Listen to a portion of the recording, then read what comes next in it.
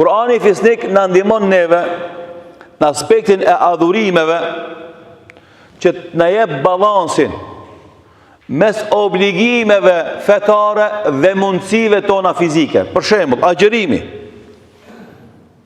Këtë thënë, si ka mundësi me nejtë pa buk e pa ujë ju 15 saat, 17 saat, 19 saat dikun. Tash parashikohet dilema, edhe andaj do shqiptar të ri, do musliman, njerëzit të ri për familjeve muslimane, valla thot, s'po muj me agjeru unë, të shumë gjatë 14 saat, 15 saat. E tash kjo e parashikohet dilemën, a urdhnon Allahu me ndonjë ibadet që s'mundemi ta bëjmë na? Pyetje, përgjigje çka është? Asnjëherë Allahu nuk urdhnon me ndonjë ibadet që s'mundet njeriu me bë. Fëmia mundet me agjëru?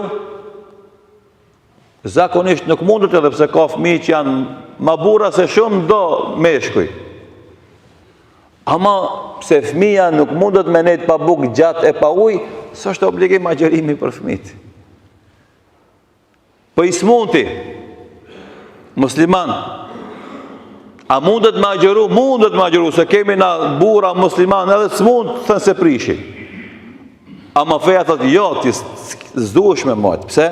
Se kemi pi ilaçin në 6 orë, 8 orë, e 14-15 saat agjërim të prish orarin e ilaçit. Pasi trupi është i sulmuar për bakterieve, për viruseve, ti duhet ushqim i rregullt edhe i shpesht, me të dhënë vitamine, me të dhënë minerale, me fuqizu trupin tanë për me rezistu atë sulm të asaj ushtrije të bakterieve dhe viruseve, duhesh me hongër më shpesh. Andaj s'duhesh me agjëru ti. Po je udhëtar, po nana me barë, po nana në gji, këtë këta janë njerëzit që kanë drejt mos me agjëru, bile disa për tyve e kanë obligim mos me agjëru.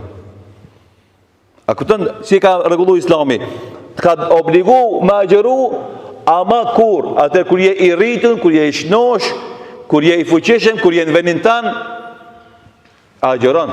Atër s'ki drejt mos me agjëru. Edhe nëse nuk agjëron, gjunaj është shumë i madh. E a munësh? Po munësh.